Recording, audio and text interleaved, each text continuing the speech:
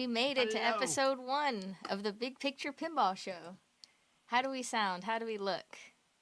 I can see us. I think we look good. This program is really designed for filmmakers to learn filmmaking as well as embrace our love of pinball. Our first program today is with Todd Tuckey. Todd Tuckey. Todd is a veteran producer and the proprietor of TNT Amusements. I'm Todd Tuckey. For the past 30 years, my crew and I have been working to keep the American arcade alive. We go through hell and back to find and restore your favorite quarter munchers so nostalgic gamers have another chance at the high score. YouTube brought me into the homes of people all around the world. I mean, we were getting emails and phone calls and texts from everywhere. People were interested, curious. Of course, a lot of people want free advice. What is the total count now of how many videos you have posted on YouTube? Published videos are 1,663. Oh, and you edited all of them? I'm editing 64. Everyone, those are edited ones, yes. That you I have edited a lot of live personally. ones, yes. I have a lot of live ones that are unedited.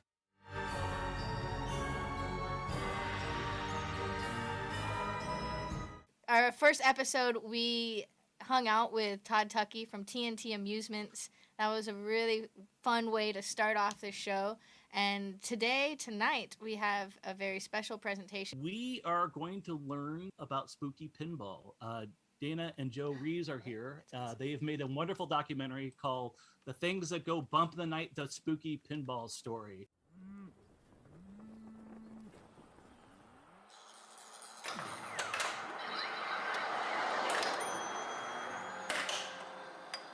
It all kind of started when Squirrel and I were watching TV one day, and there was some people playing pinball. And she asked me what it was. I was shocked that my kid, how could you not know what a pinball machine is? So I decided I was going to take her out and we were going to play pinball. And I couldn't find one anywhere. Then I jumped on the internet and started doing my homework and understood that the games that I grew up on and loved were slowly disappearing. So I figured I better buy a game right away before you can't get one. Had no idea that it was going to snowball into what it did. Welcome to the very first ever episode of the Spooky Pinball Podcast. My name is Charlie. I will be your host. I just grew up liking it and learned how to play pretty early on. On January 7th, I went to work and like an idiot, I gave 4 weeks notice that I would in fact be leaving.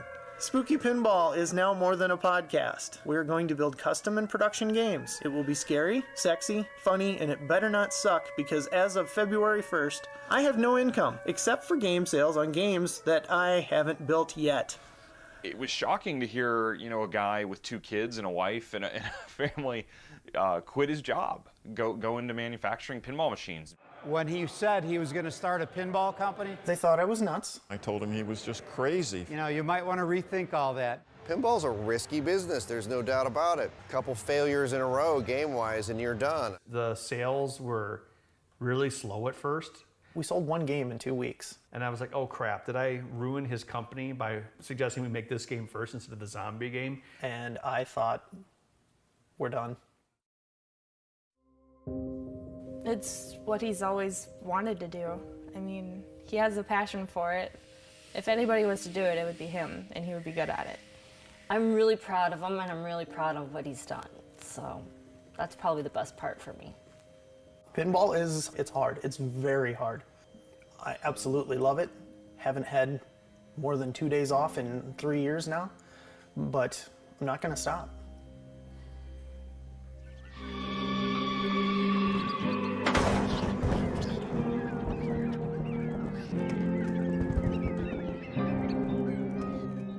As you can see at the top left is James. I'm right here, Emoto, and then we have Joel and Dana Reeves up at the top right.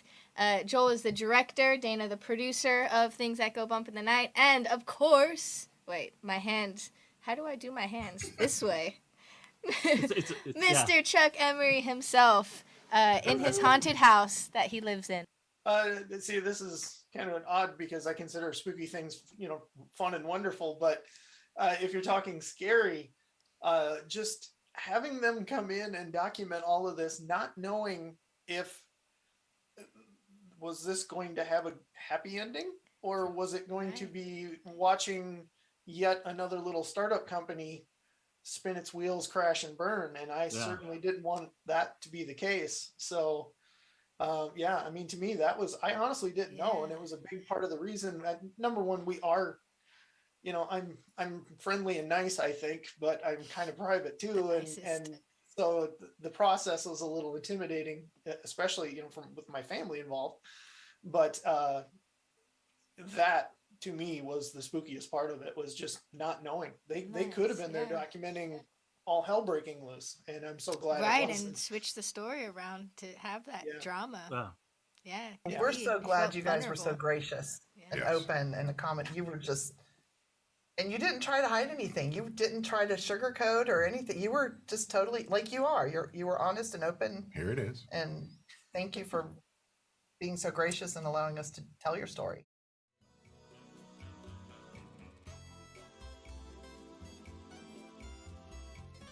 Hello, everybody out there that are watching episode 3 of the Big Picture Pinball Show. Welcome. We have excited for the third episode of our pinball podcast here. Pinball storytelling combat. We have a very interesting person here with us today. She is an animator, and James is going to tell us a little bit more about Abby Luck. She is the creative director and founder of Prone Studios, an animation company in Burbank, California, and I understand that Burbank is the place for animation. If you're going to be animating, you got to come and hang out in Burbank, apparently. Yeah. We're going to be screening her stop-motion pinball themed film, the Pinball number 12 Reanimated. 12.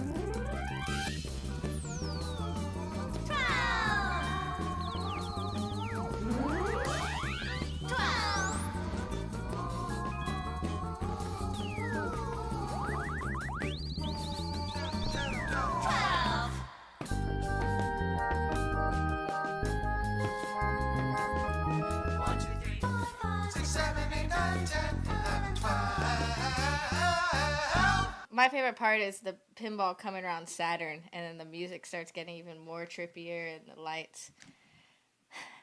Amazing. Yeah. There's a lot of subtleties to it. When I see it, I think of all the process it is to create a stop motion.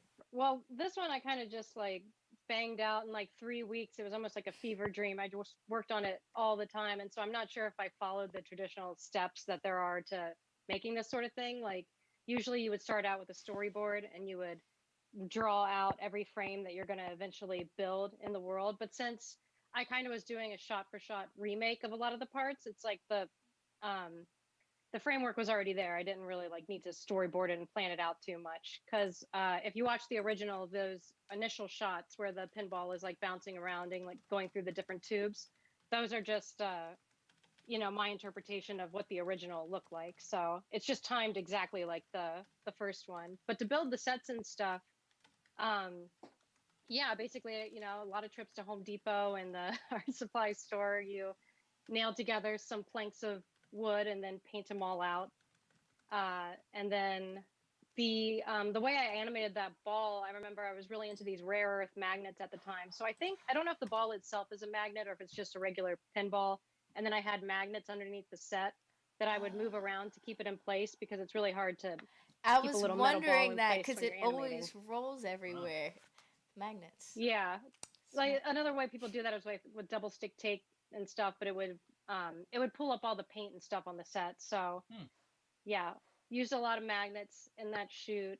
And then the lighting effects, I hired some programmer to program like this tiny little circuit board with dials on it that would make the lighting change in the set when I turned it just a little bit. So I would like take a frame, turn this tiny little knob so that the lights would change from red to green or something, and do that like, 100 times to make the lighting effects change. Welcome to episode 4 of the Big Picture Pinball Show. We have a very special show for you today. We're going to be featuring Willy's Wonderland and Willy's Wonderland Pinball. We're here with Spencer Murrell, who is a prop builder, a puppeteer, a puppet maker, and Molly Coffey, an award-winning filmmaker and owner of fabrication house Zombie Cat Builds. And that is such an awesome name. So we're here to check out their work on Willy's Wonderland. For those who have not seen the film, it features a wonderful pinball machine that they designed and built. And I'd like to say, just as a shout out, I'm so excited to have Molly and Spencer on the show, and especially Molly. I've known her for over a decade. We have bled, sweat, and cried our eyes out on many an indie film set back in the day, when we were doing lots of crazy stuff that I'm pretty sure none of us would ever do again when it comes to production. So I've been in the trenches with her, so now seeing her on this show is just like so special to me. But I'm going to play the trailer for this movie that they worked on. The awesome Atlanta film community came together and worked on, and I'm so excited. We are excited to hear more all about the behind the scenes.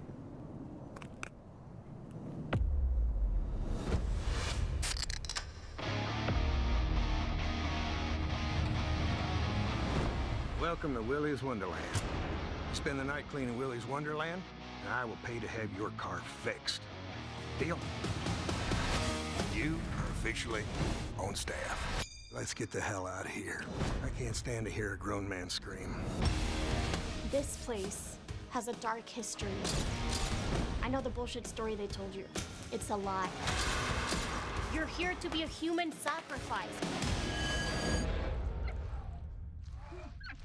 Have you been listening to a word I've been saying? He's gonna die in here, but he won't listen to me.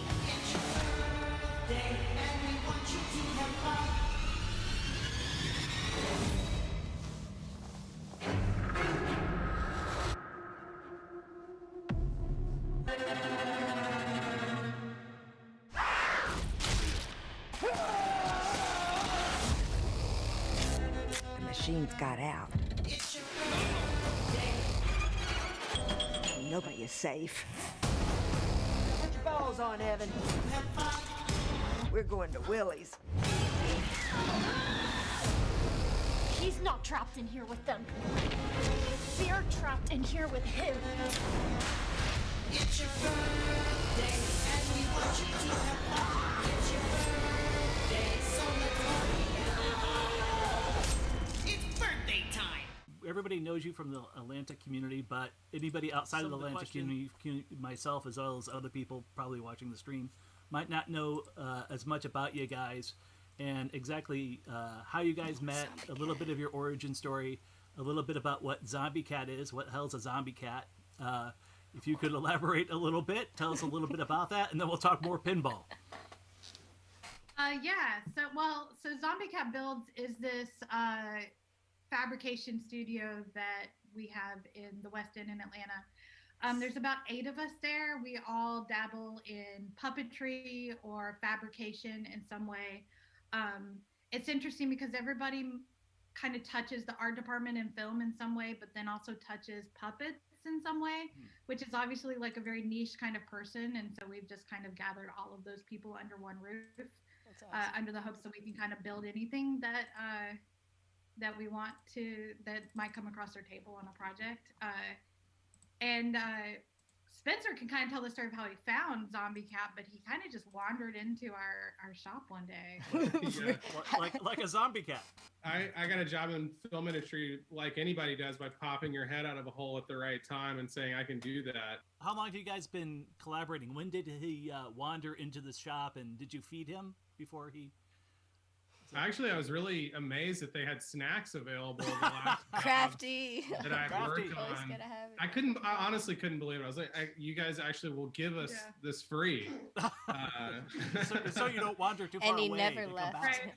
Right. Yeah. That is the funny thing Keep it always of working. people that aren't used to the film industry. When you then feed them, it's really impressive.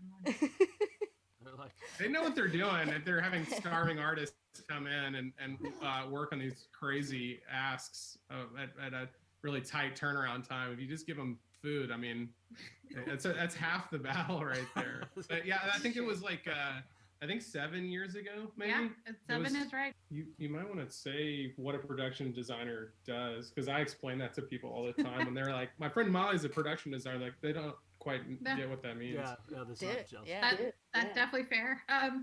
So the production designer is the person who's the head of the art department. The art department does all of the props. They do all the graphics. They do all of the sets and build them and decorate them. The production designer is like the head of that department. So I have lots of sub departments that work underneath me, from construction and paint and set deck and props. We do mostly like draw the sets, and then we have the people within our department that build them. I don't know if you want to play that video where I'm sort of roaming around to that 2-minute video, Emoto, but I can. Basically, Molly sent me a number of set designs and things as they were forming. So I'm working off of assets of the machine of the movie, and then trying to integrate them into the machine. So as she was making stuff, each of these characters had a part of Willy's Wonderland, like a room that they were associated with. So I tried to get that in there as much as I can. I like the idea of having themed shots in a pinball table, and each shot represents one thing. And so I tried to push that angle. So you have Nighty Night here, and his ball pit that's back there. That's like a little kind of a scoop, a saucer, I should say.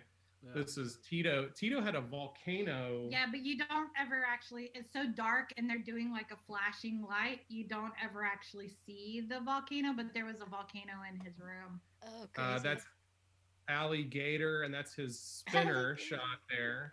Nice. And then Siren Sarah's Fairy Forest is up here in the top corner that you're seeing.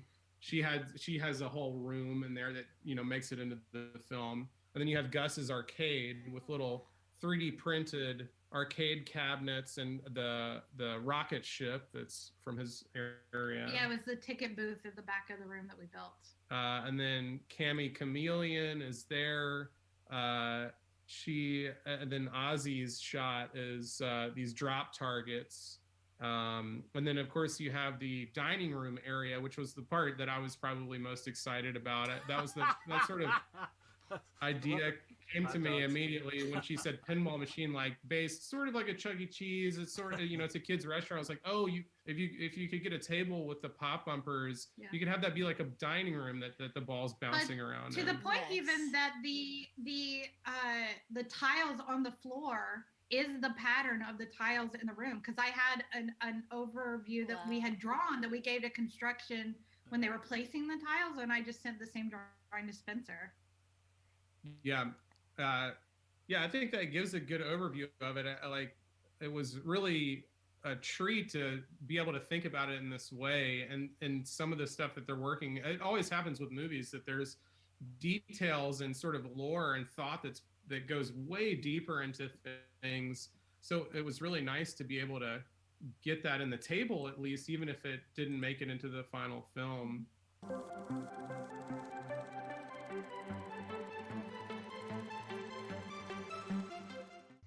Hey everyone, from Facebook and YouTube and Twitch, all joining us for a short film that I saw, I'm pretty sure like 3 years ago, because Steve Bowden posted it on his Fun with Bonus website that we all know and love, and I fell in love with it. It's really funny, it's dark, and it has something very special about pinball related to it. So I decided to create this entire TV show just so we could screen this short film and then build other episodes around it. So I'm really excited for this one.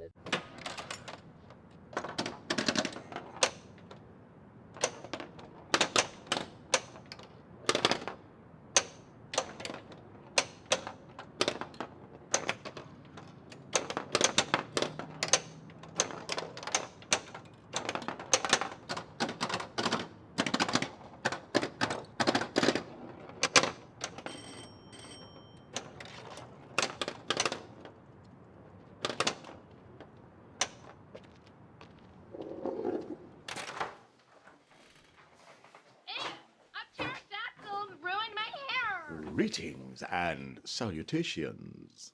A pterodactyl ruined my hair. So even though that was perfect, we're going to have to do the whole thing over again. You want a few variations? Yes, ma'am. Okay. Sorry. Ow! Let go of my hair. Ow! Let go of my hair. Ow! Let go of my hair. Rock and roll, Lael. Let's take it from the multiplier bonus round. Great. Double bone bonus. Triple bone bonus. 20 bone bonus multi-ball. Thanks for coming. Yeah, sure. I know it's last minute. No, it's fine. Rewrites. Yeah, that makes sense. So I was reading a copy, and I was thinking something like, Saber-tooth multi-ball. No. If we wanted something like that, we would have got Kev. Wait, have you called Kev already? Just do the dude thing. You want me to dude on a caveman machine? It's Cave Dude Pinball. Great. Bone guitar solo. It's a lot of copy. We can get in one session.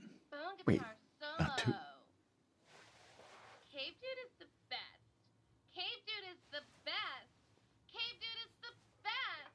Killing it. Next. You got it. One session will be enough. It's a lot of copy. Kev did more copy than that in a session. Kev does Kev voice. This is dude. The techniques are completely different. For example, paying for one session. One. Did it. Pangea multi-ball. You did it. Pangea multi-ball. Perfect. Last one. Pterodactyl jackpot. Bingo, bango, lady, you are out. Super voice, super technique. She is superb. Yeah, it's kind of been professional. Here you go. Knock him dead. Wow. Well, let me do my quick review. I'm very good at You know this. what? You could read them in the booth, out loud, while we're recording. Yeah, get in there. You got this. You're a pro.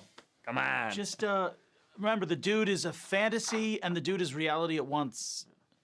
Just keep it grounded but elevated. Great stuff. And by the way, Samurai Madness. Love your work on Samurai Madness. That is incredible stuff. That's some of the best work I've ever seen. You son of a bitch. Are you okay? Am I okay? Yes, I'm okay. Am I okay? Who have you been talking to? No, are you okay?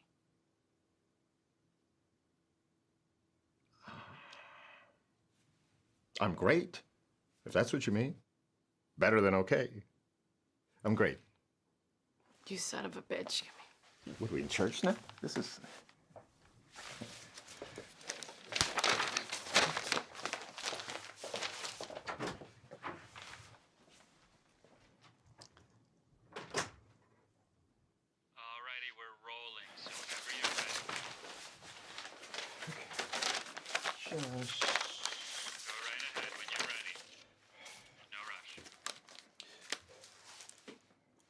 I'm ready. I said break rocks, dude. Not look at my knockers. Yeah, that's Lael's copy.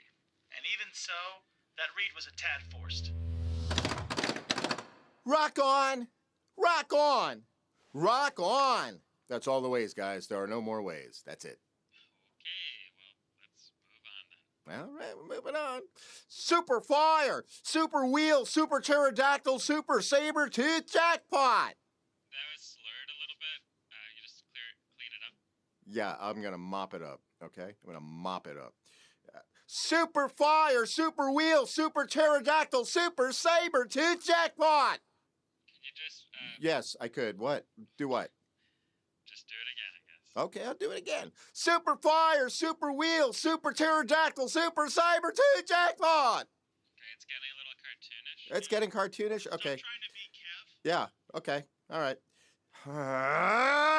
Super Fire, Super Wheel, Super Pterodactyl, Super Saber-Tooth Jackpot! Okay, once more. Super Fire, Super Wheel, Super Pterodactyl, Super Saber-Tooth Jackpot! Okay, so once more, how about without cutting me off? Because we need clean audio.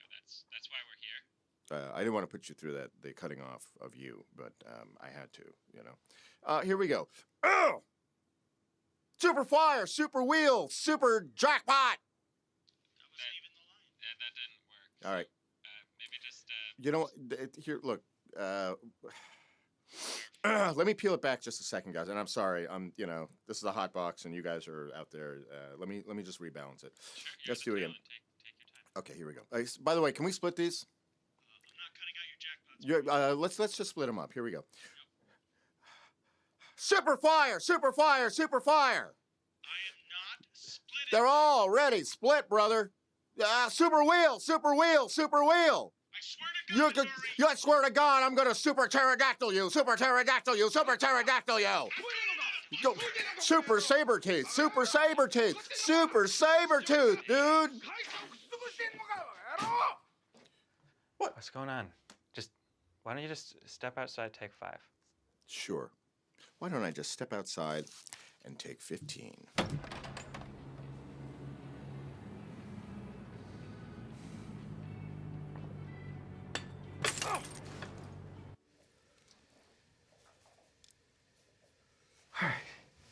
Okay. Fellows, greetings, salutations. New day, new dawn. I'm gonna do fantastic work for you. I'm ready. You say the word, I'll do it. I promise. I am. Who the fuck is that? Huh? What? It's a joke that. Shut up, Otis. Frank. Joke. Frank, You think you're Made a special? joke. Even the janitor can do your job. Go ahead, Herb. Super Fire, Super Wheel. Into the microphone. Super Fire, Super Wheel, Super.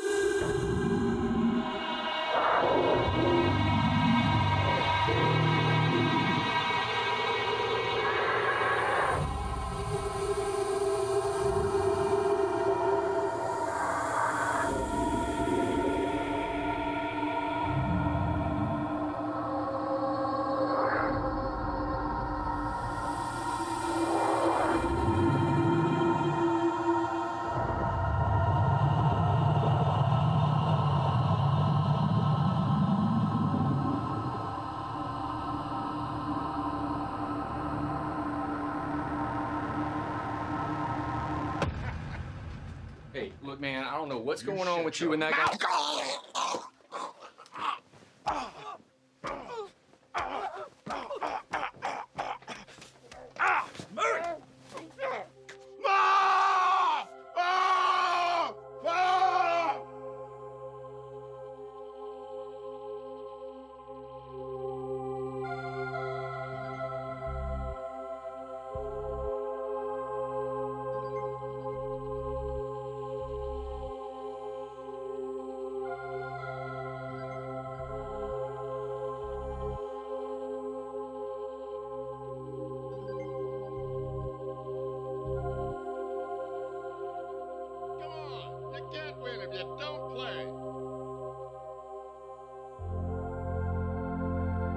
Come on, Murray. Just one game.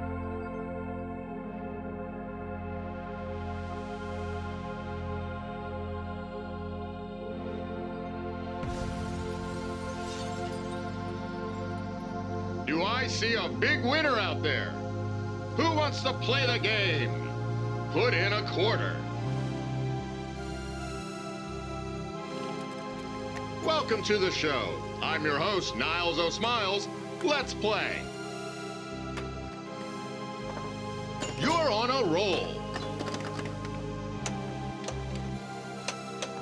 Great shot. Big spin bonus jackpot. Spin the wheel and you can go home with fabulous prizes. Wow. What a shot. Big spin bonus. Marie, are you okay? Oh no. the number to win another game. The wheel is spinning round and round. Who knows where it lands? Here it comes.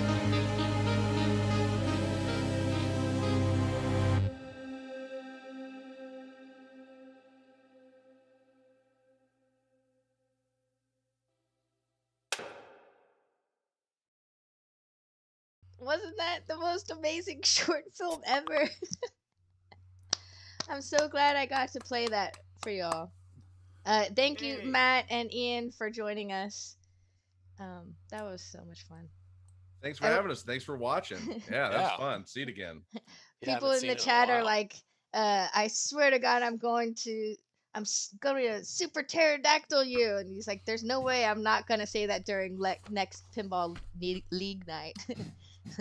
I know, the call-outs are great. I remember when Steve Bowden and I watched it, and a few of us others, every time we see each other at pinball shows, we'd be like, super fire, super wheel, super saber-tooth. So really, the early start of this thing was just it actually came off of the first time I heard about Medieval Madness, that it was like Tina Fey and Scott Adsit from obviously from 30 Rock, and they were just doing Second City out in Chicago, and then they do the voices for these Midway machines.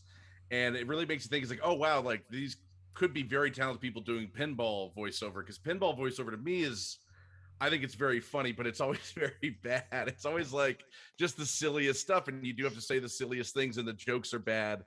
It's got this really like broad sense of humor in all these pinball machines. So then it became like, well, what's the world of getting that done like? And I will say this, in terms of setting up this film and having the actors, Demorge Brown ended up being our lead, and Demorge is brilliant. We worked with him once or twice before and some other things, but he actually wasn't even our first choice when we were conceiving this. We were going to shoot with somebody else, and then we got the gears rolling, and then all of a sudden our friend got a job in New York, and so we had to replace him, and Demorge was the first one I thought to replace him, and it totally changed the film in a substantial way, because Demorge is just a different kind of he's a different kind of actor. He's like the real deal. He's so good, and so many like, even in terms of just doing these the different voices, where he does, like, he's got a California dude voice, he's got like the caveman voice, and he can do all those things, but also like he has such a real core as an actor, like you're feeling for him as he gets in there.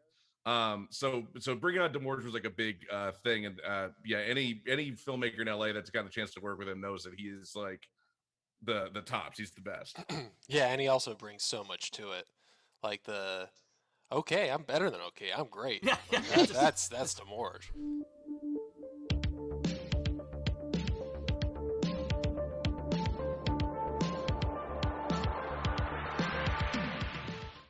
So we're going to introduce you to Mark Green. He is the director and editor, and Michael Sanders, the cinematographer and producer of the Tilt Pinball show.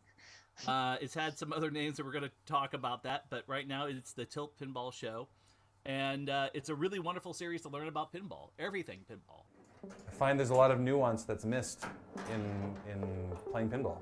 You do whatever you want. That's just it. You can play pinball however you like, as long as you're having fun. That's really all that matters. Pinball can be found everywhere. It's not just your local arcade. You can find them at laundromats, bowling alleys, or even your local skate shop.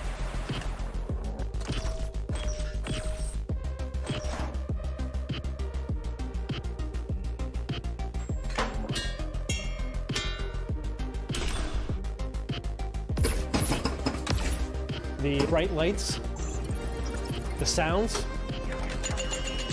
and then you could actually feel the game when you're playing it. It was awesome. I was pretty much hooked. Oh, what a save! There we go. I learned how to play it now. I prefer to just play chaotically and kind of just keep the ball up. It's more fun.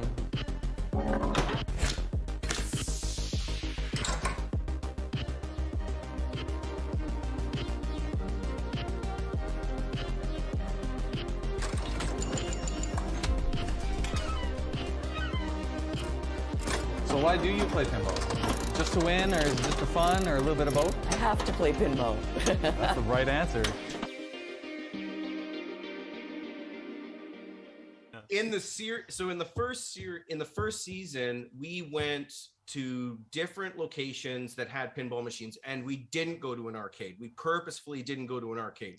We tried to hit up locations that had pinball machines but weren't arcades.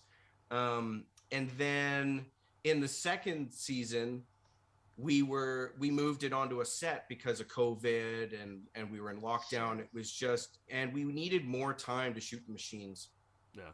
But what that meant was we were sort of losing that local content and that local flavor, and we needed that in the show for our broadcast deal. So we figured that we would just go and do this little segment where we would go travel around to different locations and just shoot Mark and Trevor playing on these machines. But like, we scraped the bottom of the barrel of like, we have shot now at every pinball machine, and Mark has personally updated pin maps because half good, thank you. there weren't even like. You should be an admin for the Winnipeg. Winnipeg, yeah. I felt like it. Like, you know, I would show up at some locations and they wouldn't have a pinball machine. I'm like, what's going on? It's like, made the trip out here, and they're like, yeah, no, and it's just like, cool. Yeah, a couple places that may or may not have been fronts for criminal activity. We're like, no, just get out. Like, we're not. The machine works. Well, you bringing a camera in? Yeah. Well, no, we don't want you in here.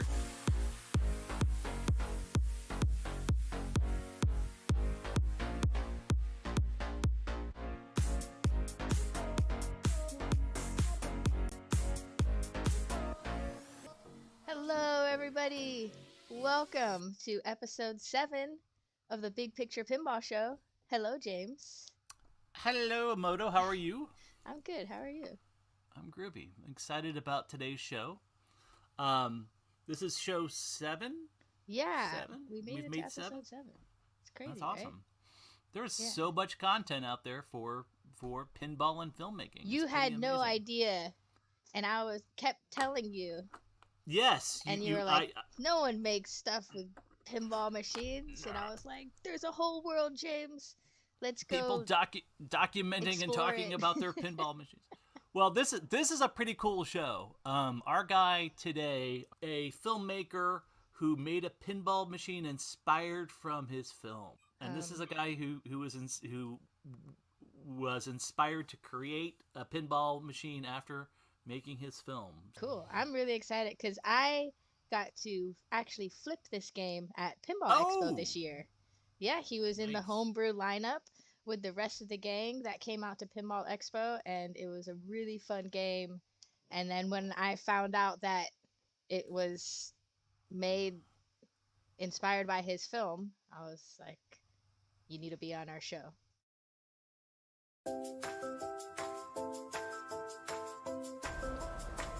Okay, so here's the situation. I did watch you pee. Sicko. Yeah, but I repeat, okay? I repeat, it was not sexual whatsoever. It was for scientific purposes only. I watched In the Name of Science. I'm serious.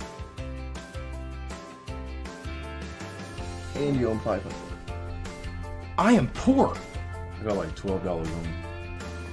$14. Yeah. Our driver is not going to be happy. Aren't you a little curious to why my shoe look like it has open gel ketchup on it? It looks like you stepped in a ketchup packet and it busted everywhere. I mean, yeah, so somebody threw away some old ketchup packets. Come on now. Who throws away ketchup packets? A lot of people.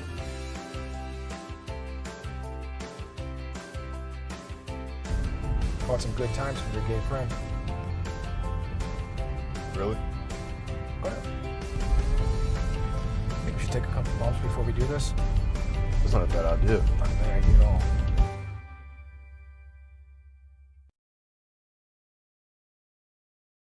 All right, and you watch me pee. So? So I just hope it was in the name of science.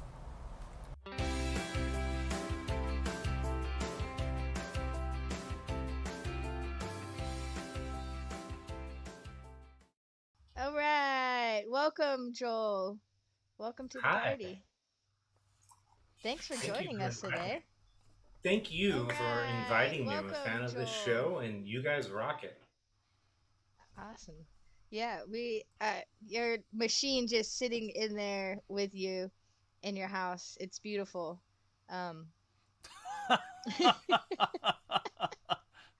Thank you so much. Are you talking about me or the machine? 'Cause I think we're both beautiful, but. So yeah, James, will you introduce Joel officially, or we'll have him introduce himself? How do you want? Go ahead, Joel. Tell us a little bit about. We always like to talk a little bit about your journey to where you've come. How did you decide to make your film, and then why did the film inspire the pinball machine? And tell us a little bit about that journey and how you got there. We're always Oh my gosh, I could talk about this for so long, but I'll shorten it for you. I always wanted to make a film just, to have fun, or to like, oh, this is a fun movie, and it's just, language how normal people would talk, rather than like scripted Hollywood type scripts. So I tried it once. It didn't quite work out as I had planned. So the second time, I wanted to shoot it. I wanted good sound. So, but writing has always come, like, I love writing. Like I write scripts all the time that will never get produced. So yeah, so I have plenty of scripts. They're all just sitting on a shelf. Do they have pinball machines in them? They will. The only movie that does is the movie that this is based off of, the pinball game. Oh, just to clarify, the movie is called Popcorn Landfill, and the pinball game is called Boys Night Out. People get kind of confused about that. Tell us why it's a little bit different. Why didn't you just label it Popcorn Landfill for the machine and vice versa? That's a great question. So initially it was an idea that I wanted to use themes from a few movies that I made, and then I just ended up using clips from Popcorn Landfill. So to put it all together, I was just like, well, it makes sense to call it something different if I'm using themes and ideas from a few different movies. So Sure. I ended up just using clips from Popcorn Landfill. The name stuck with me. I got used to it. It grew on me. The Boys Night Out. Yes, it did. Isn't that the theme of Popcorn Landfill? That's kind of what I got from the trailer. Yeah, definitely. The guys want to go hang out and party or get into some mischief, or No, mischief finds them. And that's just it looks like it's gonna be a fun adventure buddy film. I like how you said buddy film. It is. I just left off the buddy cop film. Oh, Scott Denisi's in the chat. Hey, Scott. Hey, Scott. Oh gosh, You're Scott's the there. best. He said he's glad to see you on here, and yes. wanted to know what made you decide to make a pinball machine versus something like a video game, because pinball's awesome. And you obviously inspired him, Scott, because look at his game. When I first played it, I was like, I get the TNA vibes. Right? Well, Scott's looking for a shout out here. Actually, I met him, and he's a really nice guy. And I was like, you're the reason I made a pinball game. It's all you. And he was so nice. He handed me a special little tape. He's like, this is out of print. You're gonna. And I was like, the oh, pink cool. one? Thank you. It's the soundtrack to TNA, I think. Yes. So he told me it was out of print. I hope he wasn't pulling my leg. But it was totally, he's the reason I made a game. I heard rumors of this guy who made it in his basement, this game. And I was like, what? You can do that? And it was shortly after, it was right as I was catching the pinball bug. So I was like, okay, you can do it yourself. And then I always had my curiosity. I've only been thinking about pinball or like playing it for like 4 years now. I'm really new to this. Hello, everyone that's joining us for episode 8 of the Big Picture Pinball Show. We have an exciting episode for y'all today. We have the legendary voiceover actor, Mr. Boom Shakalaka himself, Tim Kitzrow, with us. So we're going to show y'all a reel here in a little bit of his work, but you should know who he is. He did several pinball machines, but he's most known for his work in NBA Jam. Yes. Oh, yeah. Dimpled Brain, the voice of pinball. We like to think so, too. I mean, me personally. It's been fun seeing Tim show up to some of these shows this year.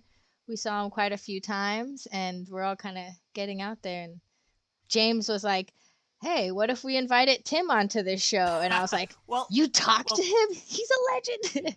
I'm too nervous to talk to him. James is like, oh yeah. Well, my conversation. Hello, Retro Gaming with Hopper. I learned a lot of, I learned that Tim was much more than just a voice, that there was actually a person back there with a background in theater and practice at Second City.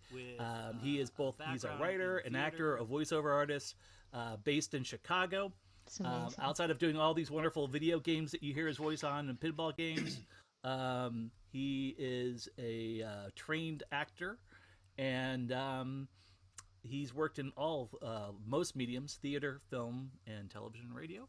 So he's much more than just a strange voice on the pinball games, or an excited voice. So we'll say excited.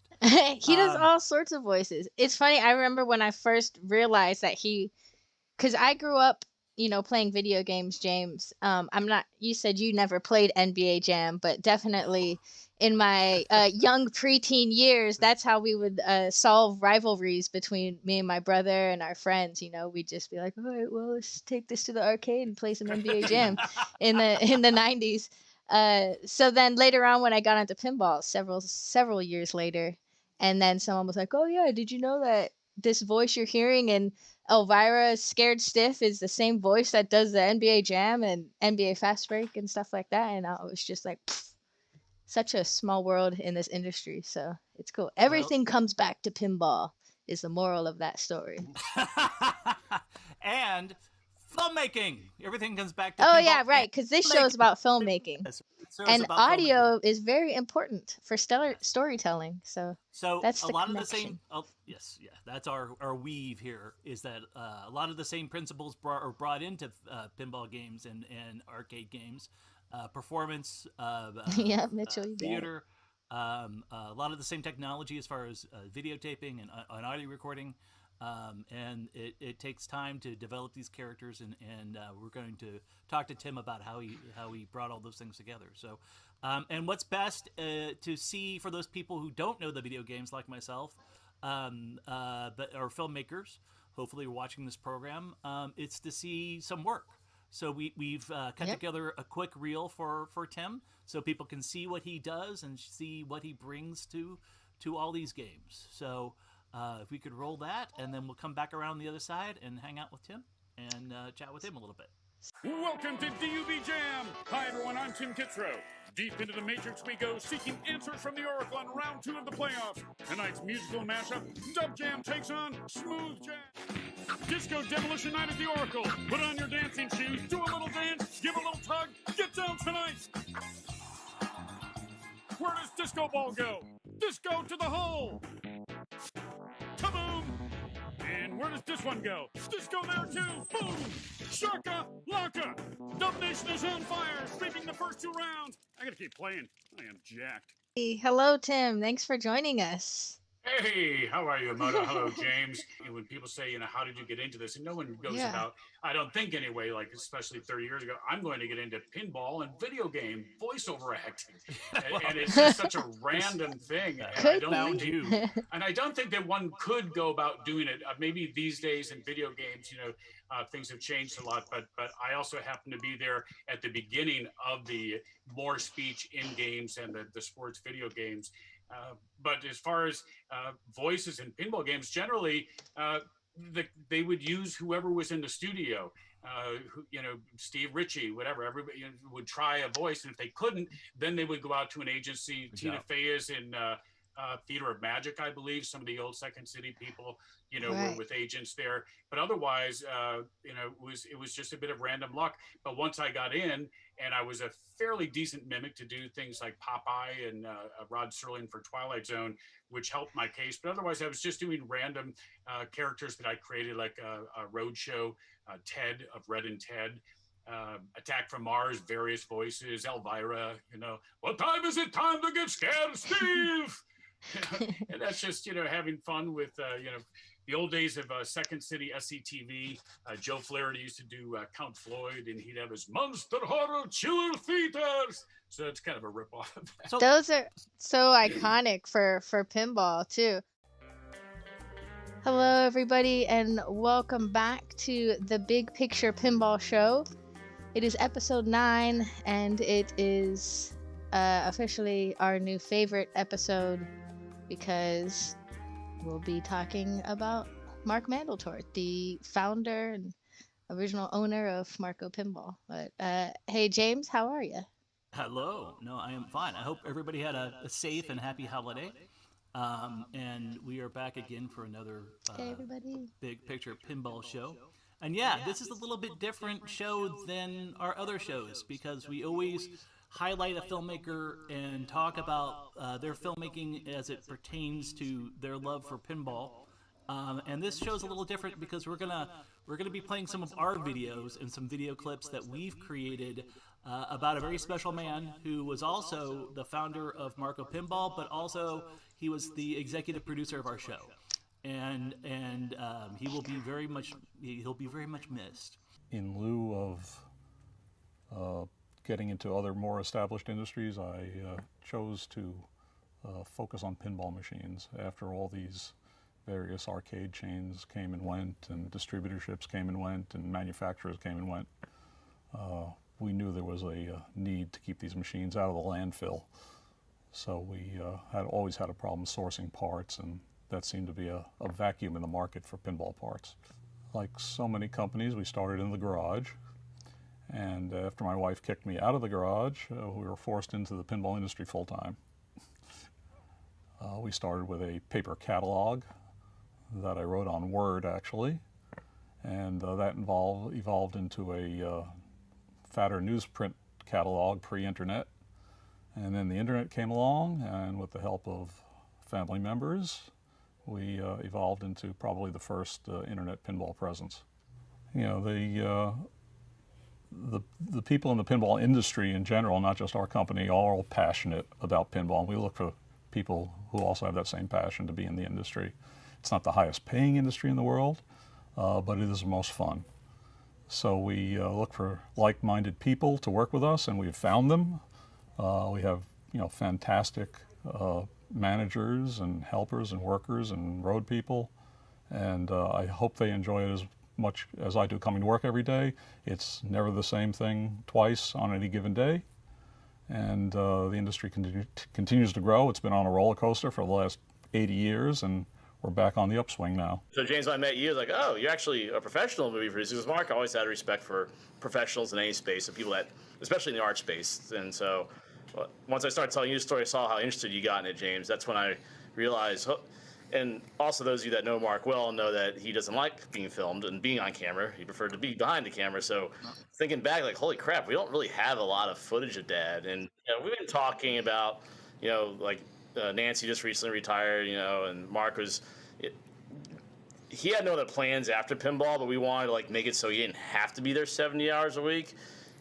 That was an option. It didn't always happen. He still was.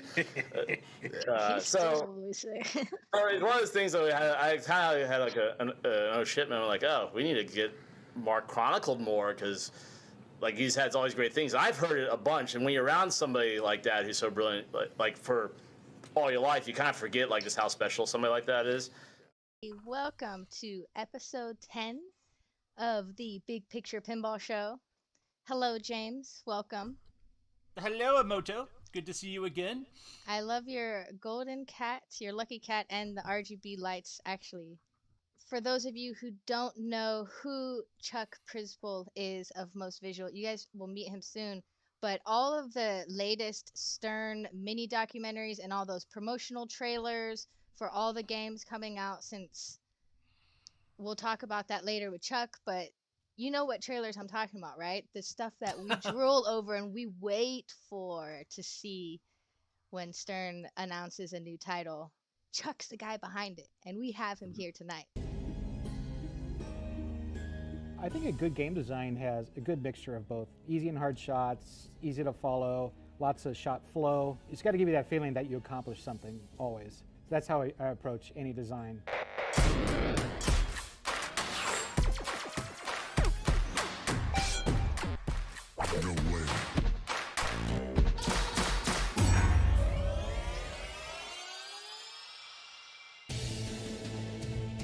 So this is Avengers Infinity Quest Pinball, where we take the comic book universe and turn it into the ultimate pinball experience. So the story is basically the Black Order has gone through time and collected the gems, but they haven't reached Thanos yet. So Doctor Strange is sending all the Avengers back in time to battle the Black Order to get those gems back. I want you to bring back that gem. Let's get him, team. It's just a really great union of both layout and rules and pinball moments that all comes together in an amazing package.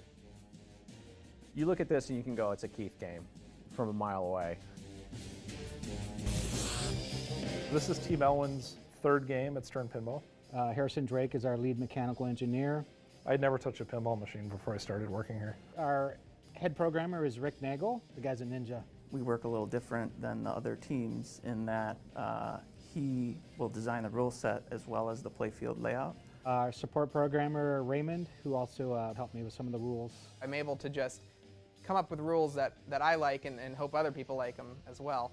And of course, Zombie Yeti, Jeremy Packer on art. I'm aiming to be the Keith Elwin of art. Chuck, how did you get into pinball? You know, it was just like bars and restaurants in the 90s. You know, I would be there with friends and we'd play. And I had a friend that, you know, we went on a snowboard trip to Breckenridge, and they had, I think they had Theater of Magic at this like restaurant that we went to. And I was really just sold on that. I mean, I had played in arcades. I grew up kind of in arcades, you know, but awesome. I wasn't necessarily good at pinball. I'd play a little bit here and there, but you know, it's not like I took off playing. I just really liked to play when I'd go out with friends, and I started to drag friends around to like pub crawls. Just because, you know, I would know like there's this game here and that game there, and we could, you know, kind of hit 4 or 5 places in Wicker Park in Chicago, and just, you know, drink and play pinball. So Rush just came out, so this is a perfect example of Chuck's work. You know, he gets to go in, see the game before any of us, and then make it look so pretty just to show us. And you got a lot of really cool shots, like super dynamic shots to show off the game. The color looks beautiful. When you shoot these, do you shoot them at Stern, or do you get to take them to a different facility? Because so you guys can see. It's Oh, it looks you like a know, really cool little space. I can tell you, you know, Stern has a section that they built out.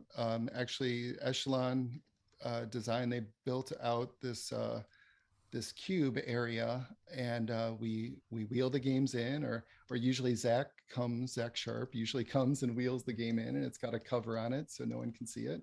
The secret studio. Yeah, and it comes into the space, and a lot of times Zach will shoot it. And you know, we have a curtain, we close it up, and hopefully no one can see it while we're shooting. And you know, they could probably hear it. Probably sounds pretty crazy in there, like, you know, because we turn the sound of the game all the way down so no one could hear it out there either. So it's people shooting pinball, and a lot of like, hey, can you shoot the right ramp, right ramp, right ramp, right ramp? Sure. Who's actually doing the flip of the game usually during one of these filming sessions? Is it usually the designer that knows the game the best, or do you have like you go to these car test tracks, and there's this one guy that tests all the cars? How's that work in the life of a pinball shoot? I mean, it's probably half of them are Zach Sharp, but you know, Keith He's the guy. shoots his games He's usually. the race car driver. He's the race car driver, yeah. It is hilarious though. Like the first one we did for the Star Wars one, it was my assistant that was shooting the game, and we didn't really know much about the game either. Yeah, it was Mark Salak, who I work with a lot, and he's okay, but he's not like a tournament player by any means. And so for the next game, Zach had just been hired like around that time, and the next game we shot was Guardians of the Galaxy, and Zach was shooting it, and it just blew my mind. Like, you can actually hit the shots that I want to see. Yeah, you can actually see the shots where I have the camera. Isn't that so nice where you're like, okay, hit this drop target bang, and then the person actually hits it and you get the shot, and like, you know. Oh my God, it still blows my mind. Like all these like multi-balls. So much faster. Oh my God, like it's really great to watch. And sometimes, I can't always tell until I see it when I get the footage back and I'm like, wow, he hit that and he hit that and he hit those two in a row. I didn't even notice. Do you ever put And in slow-mo multi-ball footage? I don't remember if I've seen. yeah, I shoot a lot of it Because it's slow. so beautiful. Like, yeah, when you see the kinetic energy of the balls hitting each other at the exact right time. It is a weird thing to shoot it slow because I always thought, yeah, that's the way to go. Just shoot everything slow. You could get in there and move with it. The first video we did, actually, the Star Wars one, I think the whole video was slow. And the first comments I got back were, "It looks great. Cut out all the slow motion." And Oh, I was wow. like, Yeah, it's like, that's oh true. wow. It takes too long, but it is Yeah, so beautiful visuals. yeah.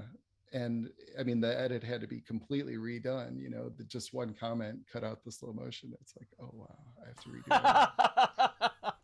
that. Now, is it all handheld, or are you using any kind of stabilization for those shots? Yeah, I mean, we really mix it up. There's handheld, there's a slider, and sometimes a gimbal. We were working with the jib for a while. The jib is probably going to come back, but the jib has its own issues trying to get it in there and get it centered. One of the weirdest things that I guess people don't realize is a lot of the game only makes sense from certain points of view. You want to be kind of straight on from the player's point of view. And if you get the jib in there and it's coming in from the side, to line everything up it's really hard to do. Tasker Smith asked, "Is nudging allowed when filming?" I imagine it is definitely allowed. I'm sure Zach nudges while he plays, gets you good shots. Oh yeah. I didn't realize how much those great players nudge. Honestly, I always thought it's a little more taboo, but no, they're really pros at nudging too.